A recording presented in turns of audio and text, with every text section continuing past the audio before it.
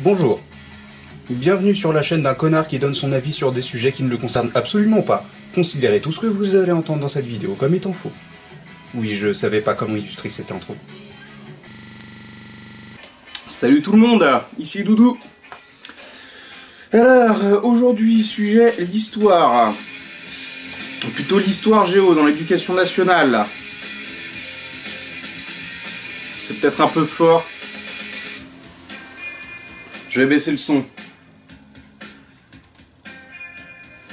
Voilà. This will do. Ok, so... Donc, on va commencer par lire le préambule du programme du CNED. Et voir ce qui va pas dans le programme par rapport à la conception que j'ai de l'histoire qui a évolué récemment. J'ai un vrai avis, c'est pour ça que j'ai pas fait de vidéo sur le sujet avant. Juste avant ça, je vais juste préciser que le programme d'histoire-géographie, c'est peut-être un des moins mal foutus de toute l'éducation nationale actuellement. Mais malgré ça, j'ai quand même des réserves par rapport à la manière qu'ils ont de l'enseigner. Et je pense que c'est plus lié à une manière générale des gens de concevoir l'histoire en fait. Et à la manière dont t'as évolué le monde tel qu'il est aujourd'hui. Et enfin pour arriver au monde tel qu'il est aujourd'hui. Et également au fait que tout est fait simplement par le monde autour de nous. Pour qu'on n'ait pas d'influence. Ça, il faudrait que j'en parle encore une autre fois. Enfin bon, donc on va essayer d'améliorer un programme qui est pas si mauvais que ça, mais qui pourrait grandement être amélioré quand même. Mais c'est un sujet délicat parce qu'on parle effectivement d'améliorer un truc qui peut marcher dans la forme où il est. Mais je pense qu'il y a quand même des choses à revoir et à changer. Pour une meilleure compréhension du monde tel qu'il est, et d'autant plus si on veut faire en sorte que les populations aient le pouvoir et prennent les décisions par elles-mêmes. Ça pour le coup c'est un truc qui est important. Ces décisions politiques, et notamment de politique étrangère, sont prises par la population. Il faut que la population soit éduquée sur ces sujets-là. Et c'est un truc où, contrairement au reste des matières, où je vais être plus enclin à dire que l'éducation va trop loin, comme par exemple quand tu apprends la physique quantique en physique et les nombres complexes en maths, tu vois, là il y a un problème. Et où je pense que là, effectivement, on apprend des choses qui sont trop compliquées, qui sont trop spécialisées. L'histoire, surtout l'histoire, et dans une moindre mesure la géographie et la géopolitique, mais le fait est que c'est plus ou moins lié en fait. Ça va être nécessaire d'avoir une connaissance approfondie du sujet si tu veux prendre des décisions correctes. Donc on va partir sur ce préambule. Donc préambule. Classe de première S a permis d'approfondir l'approche synthétique qui promet. La classe de première S a permis d'approfondir l'approche synthétique et problématisée propre à l'enseignement de l'histoire et de la géographie au lycée. Déjà, faut comprendre la phrase. Approche synthétique et problématisée. Donc, qui s'applique à l'enseignement d'histoire-géographie. D'accord. Problématisée, oui. Synthétique, je suis pas sûr. Et de répondre, grâce à la recherche du sens et à l'exercice du raisonnement et de l'esprit critique. L'esprit critique au lycée, tu te fous de ma gueule. Aux finalités culturelles, civiques et intellectuelles de cet enseignement. Donc ça va avoir des finalités culturelles, donc dans la culture, donc pour ta culture générale, civique, il y en a aucune, et intellectuelle, oui, on peut penser que oui. Programme de terminale donne des clés pour une lecture historique et géographique du monde actuel. Ça oui, et justement le problème c'est que ça ne fait que ça, et sur le plan géographique, et ce serait bien d'apprendre vraiment la géographie en soi, plutôt que la géopolitique et la géoéconomie. Même si c'est des choses qui sont importantes, mais justement, quand tu parles de géoéconomie, moi un truc qui me faisait chier, c'est un truc qu'on m'avait force à prendre en option au lycée, une des deux matières de sciences économiques en seconde. Mais après, quand tu fais S, t'as plus. Franchement, c'est quelque chose de quand même plus ou moins important, je pense, même si c'est chiant. Et je pense que c'est encore une fois une manière d'enseigner, que le problème est vraiment dans la manière dont il enseigne, comme avec les maths en fait. et que si c'était enseigné de manière plus intéressante, ça pourrait marcher. Peut-être aussi qu'il y a un problème au niveau du moment où c'est enseigné. Quand tu es en seconde, tu t'intéresses pas à l'économie. Par contre, moi, à l'âge où je me trouve actuellement, là, tu t'y intéresses. Et peut-être que ce serait intéressant de rajouter une matière à tous les cursus universitaires pour apprendre ça aux jeunes gens au moment où ils s'y intéressent, justement. C'est une idée comme ça, hein. Après je sais pas du tout si ça pourrait marcher ou pas, genre moi je suis pas éducateur non plus, j'ai pas de connaissances dans le domaine.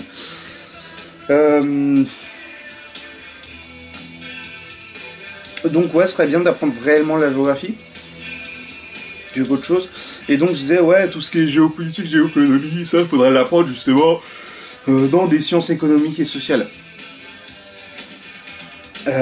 Sinon, la modalité de leur mise en œuvre s'inscrit dans la continuité, blablabla. Parité horaire entre les deux disciplines, ouais, si tu veux, ça me paraît pas une mauvaise idée. Place importante des études de cas en géographie et des études délimitées et mises en perspective en histoire. Alors déjà, faire une étude délimitée, c'est-à-dire faire en sorte que tu te dis qu'un seul truc et tu te conformes dessus. Avec ce qu'ils semblent vouloir appeler mise en perspective. Déjà, je trouve ça incompatible. Mais ils arrivent plus ou moins à le faire maladroitement. Et ensuite, étudier un cas en histoire de manière délimitée, on va y revenir plus tard, mais c'est une très mauvaise idée. Utilisation des technologies de l'information et de la communication, jamais touché. Liberté et responsabilité pédagogique du professeur qui peut construire son itinéraire. Ah, c'est cool, il a le choix entre 3 chemins différents pour chaque partie de l'histoire. C'est juste complètement con, ça t'oblige à te faire des choix par rapport à ce que tu apprends dans l'histoire, alors que le but c'est d'apprendre l'histoire, et là en fait en histoire principalement, aussi en géographie, mais la géographie c'est tout qui est fait là-dessus, mais en gros en histoire, t'apprends plus une méthodologie à travers l'étude de cas de l'histoire que l'histoire en elle-même, et ça c'est un vrai problème parce que c'est plus l'histoire en soi qu'il faudra apprendre. Et non seulement au sein de chacun programme d'histoire et de géographie, mais encore en les articulant autant qu'il jugera nécessaire autour de points de convergence. Bon, j'ai jamais vu ça dans le truc, mais... Ils ont également préparé les élèves à la poursuite d'études supérieures, grâce à l'acquisition de connaissances et à l'approfondissement des capacités et des méthodes figurant dans le tableau qui suit, dont des progressions précisées de la seconde à la première. Attention soutenue sont particulièrement accordées aux éléments de sens critique. Une attention soutenue sera particulièrement accordée au développement du sens critique. Sérieusement? Alors, je connais rien de plus manichéen que la vision de l'histoire dans l'éducation nationale. Le plus drôle, c'est que derrière ça, on te fait croire que faut se battre contre des notions manichéennes et tout, et qu'il faut pas tout voir de manière manichéenne justement, et qu'il faut faire attention et qu'il faut garder un esprit critique sur ce qui se passe. Mais en fait, tout ce qu'on fait, c'est imposer le point de vue actuel de la société, qui en fait, plutôt que d'être un avis critique sur l'histoire, a un avis faussement critique, qui critique justement l'avis qu'on avait avant de manichéisme, et qui le critique faussement de manichéisme, alors que lui-même il est manichéen, mais à sa propre manière. C'est-à-dire, en gros, tu fais des concessions pour dire ouais, ok, dans l'histoire on a fait des trucs pas ouf, on a considéré les choses pas ouf, pour mieux faire croire aux gens que t'es critique, alors qu'en fait tu les justes pas. C'est un très beau système de manipulation. Et peut-être qu'on y reviendra plus tard dans cette vidéo. Si c'est pas le cas, on en parlera dans une autre vidéo qui traitera d'un autre sujet. Enfin bon, donc ce sera pas au sens critique cette blague, et à l'organisation d'un travail autonome. Bon, ça oui, parce que le système peut pas être derrière toi pour s'assurer tout le temps que tu fasses bien ton boulot d'esclave. Il faut bien que tu fasses ton boulot de rouage tout seul et qu'on n'ait pas besoin de te remettre de l'huile et de te remettre sur ton axe toutes les 3 secondes si tu veux. Sinon ça va pas être possible, messieurs, dames. Faites votre boulot correctement s'il vous plaît. Et obéissez au système politique mondial. Oui, Oui, sinon c'est pas drôle, hein. Alors, capacité, méthode demandée, identifier, localiser, blablabla, blablabla, blablabla. Ça, c'est juste un tableau de compétences. C'est inintéressant au possible, on va le passer. Histoire, regard historique sur le monde actuel. Introduction, programme de terminale A se situe dans la continuité de ceux de seconde et de première, blablabla, localisation thématique, une question, même abordée à partir d'études précises. Et encore une fois, c'est le problème, tu peux pas faire des études précises en histoire. Permet d'acquérir des connaissances, de la capacité de méthode acquise sur les 2 années précédentes, une grande place à l'organisation du travail autonome, au travail critique, cette blague sur les sources. Par mes dernières productions artistiques, faire l'objet d'une attention. Ah oui, travail critique sur les sources, d'accord, je viens de tilter, j'avais pas compris. Donc en gros, tu dois être critique par rapport aux sources qu'on t'apporte. C'est ridicule. Ça doit juste vouloir dire être capable de reconnaître qu'un truc est trop subversif et pas y faire gaffe du coup, alors qu'il peut t'apporter des vraies idées.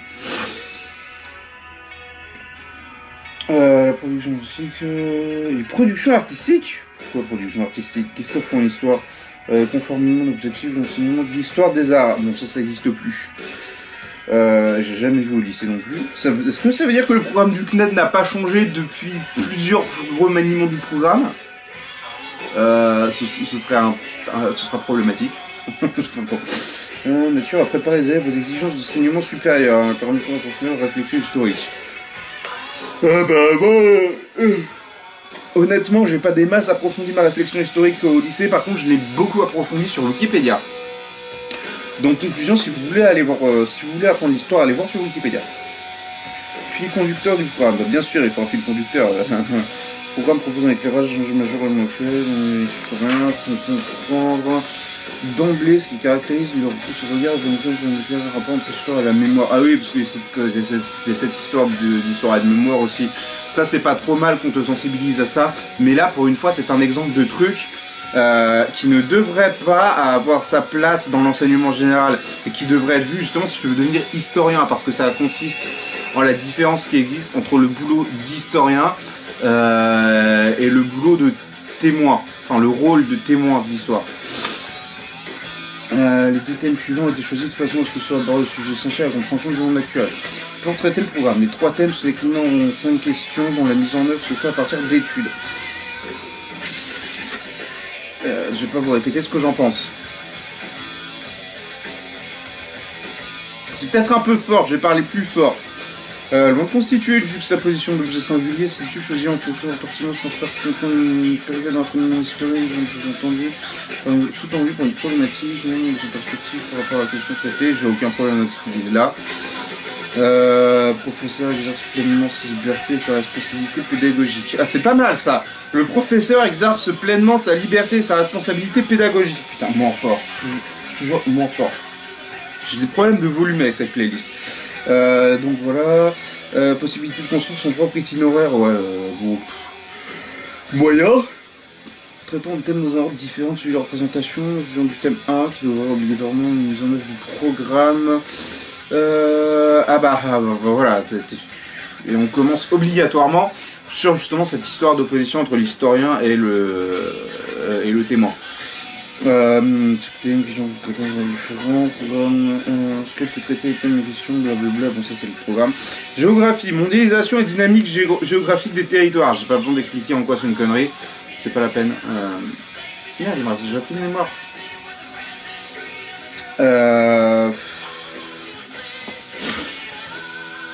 Enfin bon, on va faire une coupure parce que j'ai un problème de mémoire. Je reviens tout de suite. Donc, oui, donc la géographie, c'est même pas la peine de voir le programme parce que de toute façon c'est que de la merde. C'est même pas de la géographie en soi. Bon alors, déjà moi ce que je reproche à l'histoire là, c'est de parler dès le début, au tout début du programme, d'un truc qui devrait être étudié quand tu veux faire des études supérieures, encore une fois. Malheureusement on peut pas se détacher de cette saloperie. Et ensuite, le truc qu'il faudrait étudier en histoire, eh bah, c'est l'histoire en soi, et l'histoire c'est quelque chose de compliqué, parce que l'histoire, déjà, c'est pas quelque chose de fixé dans le temps, c'est même le principe de l'histoire.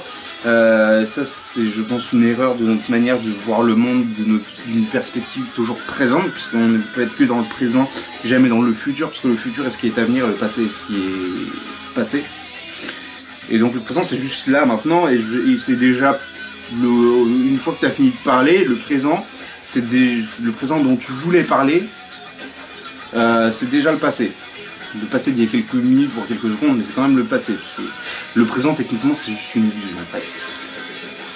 En fait, le temps, soit c'est une illusion. Mais ça, on part dans des sujets philosophiques, c'est pas du tout le sujet de la vidéo.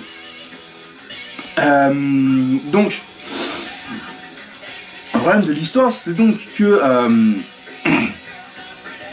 premièrement, c'est quelque chose de figé dans le temps, mais c'est pas quelque chose qu'on peut voir de la même manière que le présent. J'avais un mot pour décrire ça, pour définir ça. Quel était-il déjà?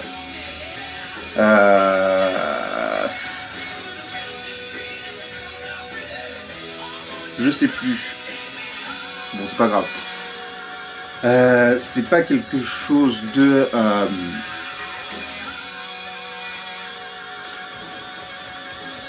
Bon, c'est pas grave, et c'est pas quelque chose surtout de linéaire. L'histoire, c'est une espèce de multitude d'interactions qui mènent à absolument tout ce qui entre absolument tout ce qui se passait dans le monde, de plus ou moins loin. Et il y a des choses qu'on apprend en histoire dont on devrait voir les origines et dont on ne voit pas les origines. Par exemple, pour comprendre pourquoi la Chine, à l'heure actuelle, est sous un régime plus ou moins dictatorial, il faut comprendre l'arrivée de la Chine communiste, avec Mao et tout ce bordel. Bon, pour comprendre la montée de la Chine communiste, il faut remonter très loin, il faut remonter plus ou moins loin. Il faut remonter à la chute de la dernière dynastie impériale de Chine, qui est la dynastie Qing, ou Qing, ou je sais pas comment ça se prononce, parce que c'est du chinois. Et pour ça, pour comprendre leur chute, il faut remonter jusque vers le début du 19e siècle, vers les années 1830. Donc tu vois, ça remonte vachement loin quand même, hein. Presque un siècle avant. Et entre temps, il faut comprendre le déroulement de la révolution chinoise, voir comment c'est monté, comment elle a renversé cette dernière dynastie impériale chinoise, comment Chiang Kai-shek a pris le pouvoir, et comment ses actions ont mené à la chute de son propre pouvoir et à la montée du communisme en Chine. Et ça, faudra que je fasse des sujets sur ces trucs-là. Un truc que j'ai jamais étudié en histoire et qui aurait été, je pense, important d'étudier, c'est la partition des Indes. Alors, la partition des Indes, qu'est-ce que c'est? C'est un truc dont vous n'avez probablement jamais entendu parler. Du moins pas si vous vous êtes jamais intéressé à l'histoire. En gros, c'est ce qui a donné le Pakistan et plus tard le Bangladesh. En gros, vers le milieu, enfin à l'approche du milieu du XXe siècle, les Indes étaient encore sous domination de l'empire colonial anglais. Plus précisément, ils étaient sous la coupe d'un gouverneur qui était, je crois, qui était l'oncle du mari de Elisabeth II. Je suis pas sûr, hein. Donc vérifiez quand même, mais il me semble que c'est ça. Et en fait, il y avait des grosses tensions en Inde entre les hindous et les musulmans. Parce que il y avait une population musulmane en Inde à cette époque-là. Et donc au final ils ont fait une partition en fonction des régions de l'Inde qui étaient à majorité hindoue ou musulmane. Et le problème, c'est que bah déjà tout le monde n'était pas d'accord avec ça. Et ça a plus ou moins attisé en fait les tensions entre les différentes entre les hindous et les musulmans. Et ça n'a pas réglé beaucoup de problèmes. D'ailleurs, on voit il y a pas mal de personnalités importantes de l'Inde à cette époque-là qui sont dans le truc, notamment Gandhi. Et donc, en 1947, ils ont donné 3 semaines à un avocat qui avait absolument rien à voir avec ça. Ils se sont dit, oui, il connaît pas le sujet, il va être impartial. Ils lui ont mis des mecs qui avaient des intérêts dans chaque partie. Donc des hindous et des musulmans. Et ils lui ont dit, voilà, t'as 3 semaines. Tu me dessines une séparation, et du coup ça a donné le Pakistan. Et il y a une partie du Pakistan qui était séparée du reste du Pakistan, qui est plus tard devenu le Bangladesh. Et donc 1947, partition des Indes. Et en fait la partition des Indes, ça pose un problème parce que du coup il y a eu beaucoup de migration des hindous du Pakistan vers l'Inde et des musulmans d'Inde vers le Pakistan. Et au moment où ils se sont croisés, il y a eu des tensions raciales et il y a eu des massacres, il y a eu des milliers de personnes qui sont mortes là-dedans. Et je me suis dit, mais juste pourquoi en fait? Il n'y avait absolument aucune... Sur Wikipédia, on te parle pas de tensions sous-jacentes, d'histoires de massacres ou ce genre de conneries ou de tensions larvées. Et ça, d'habitude, quand il y a ce genre de choses, on en entend parler sur Wikipédia. Alors il y avait peut-être, mais en tout cas, on n'en entend pas parler. Et moi, je me suis demandé, mais pourquoi c'est quoi les raisons? Je suis remonté tellement loin en essayant d'expliquer pourquoi, et d'ailleurs, j'ai pas vraiment réussi à expliquer justement pourquoi il y avait ce genre de tension, à part l'histoire d'une rancœur qui se serait transmise sur des générations pendant des millénaires. Enfin, pendant des siècles et des millénaires. Parce que je suis remonté jusqu'aux invasions arabes du 1er siècle, vers les années 700 et quelques. Donc vous voyez que je suis allé très très loin là pour expliquer ça, et ça n'explique pas vraiment. Sinon en histoire, il y a des choses concernant l'histoire de France que j'aurais bien aimé apprendre et que je n'ai pas vraiment apprises. Concernant notamment la guerre d'Algérie. Parce qu'il faut savoir que De Gaulle, quand il est revenu, c'était quasiment à cause d'un coup d'État. En gros, l'histoire, c'est que De Gaulle est revenu au pouvoir pendant la guerre d'Algérie, et l'explication comme ça en histoire, c'est que c'était trop le bordel.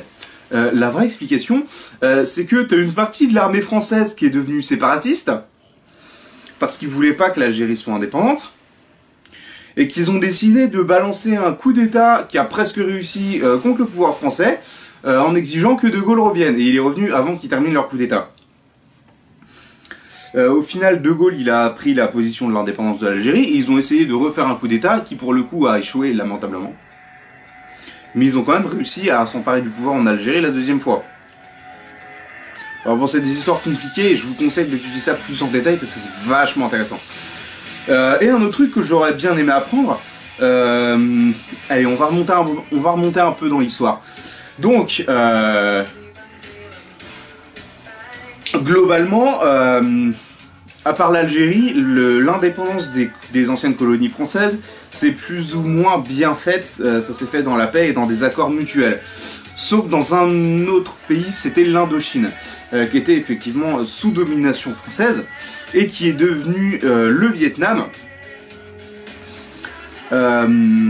sous l'égide du leader Ho Chi Minh, qui a eu un culte de la personnalité qui est dressé à lui, mais qui a été dressé plus tard, je crois, et je suis pas sûr que lui, ça lui aura plu des masses, mais il avait plus trop le pouvoir à cette époque-là, il était déjà vieux. Et donc c'est un mec qui a beaucoup voyagé, et notamment en France. Pourtant il détestait le pouvoir colonial français, mais il est quand même parti faire des études en France. Et au passage, Ho Chi Minh, il a été cofondateur du Parti communiste français. Donc savoir qu'il y a un personnage aussi important dans l'histoire du monde, et notamment du Vietnam, a fait partie des fondateurs de notre parti communiste à nous, ça m'aurait intéressé, tu vois. Mais on te l'apprend pas. Et si tu veux apprendre l'histoire du parti communiste français en soi, on t'en parle jamais. On te parle d'un mec qui était fondateur, et qui était justement un des cofondateurs, et qui était très pote avec Ho Chi Minh, justement. Qui était un de ses proches, un de ses amis proches. Et si tu veux apprendre qu'il a fait partie des cofondateurs du Parti communiste français, Ho Chi Minh, là faut vraiment aller voir sa biographie à lui en fait. Donc vous voyez que les choses sont pas mal liées dans l'histoire. Hein. Et d'ailleurs il a aussi été lié aux événements qui ont fait en sorte que le communiste monte en histoire, monte en Chine face au pouvoir de Chiang Kai-shek. Il a échappé notamment à une purge anticommuniste à Saigon. Donc, vous voyez que l'histoire, il y a pas mal de choses qu'on n'apprend pas et qu'il y a beaucoup de choses qui sont liées entre elles. Et ça, ce serait, je pense, très important de l'apprendre. Surtout pour comprendre comment a fait le monde pour en arriver là où il est, pour comprendre d'où viennent certains conflits. Pour comprendre comment on peut les régler, pour comprendre pourquoi les choses sont comme elles sont, et pour comprendre comment on peut les régler, surtout si c'est les populations qui sont amenées à exercer le pouvoir. Donc en soi, à part quelques réserves sur le fait que on t'apprend un peu mal les choses, du moins pas correctement, j'ai pas trop de réserves. Et il y a aussi... Bah oui, et aussi le fait que tu n'aiguises pas du tout mon esprit critique. Et on va me dire comment tu pourras avoir le temps d'apprendre tout ça. Écoutez, c'est simple, il suffit d'arrêter de revenir en arrière à chaque fois que tu changes de secteur d'enseignement. Je veux dire, quand tu regardes l'enseignement tel que j'ai eu, moi, en primaire, on est allé plus ou moins des dinosaures jusqu'à la Deuxième Guerre mondiale. Ensuite, on est revenu jusqu'à la préhistoire vite fait au collège pour voir un peu les histoires de sédentarisation. Et à partir de là, on est allé un peu plus loin, on est allé jusqu'à la guerre froide.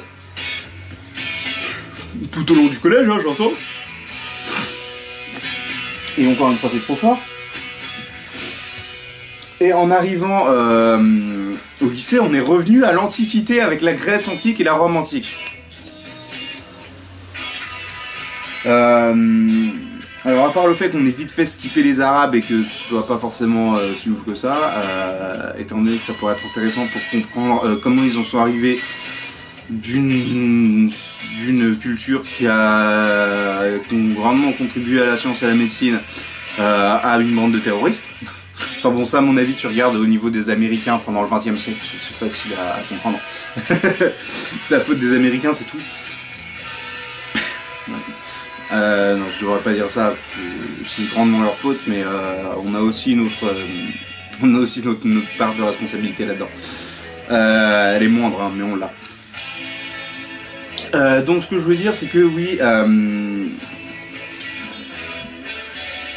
tu peux étudier la préhistoire et l'ère des dinosaures de manière plus approfondie. Pardon. Putain, je l'ai hoqué, c'est chaud. À l'école primaire, parce que les histoires de dinosaures et de Cro-Magnon, ça les intéresse, les gamins. Une fois arrivé au collège, tu t'intéresses un peu à l'Antiquité. Et surtout, pas seulement à la politique de l'Antiquité, mais simplement au fonctionnement. Tu peux t'intéresser à l'Égypte antique, tu peux t'intéresser au monde arabe, tu peux t'intéresser justement aux empires arabes, aux invasions arabes.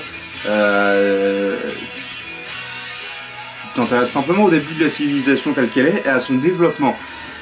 Et tu vois à peu près jusqu'où tu vas, et là l'époque moderne du coup à partir du 18e 19e siècle, ça tu peux l'étudier au lycée et comprendre comment ça marche. Il y a des choses intéressantes à voir. Donc je pense que oui, c'est possible, il suffit juste de concevoir l'éducation de l'histoire d'une manière différente. Donc, ouais, c'est à peu près tout ce que j'avais à dire. Je crois. Je vous laisse là, c'était Doudou. Salut!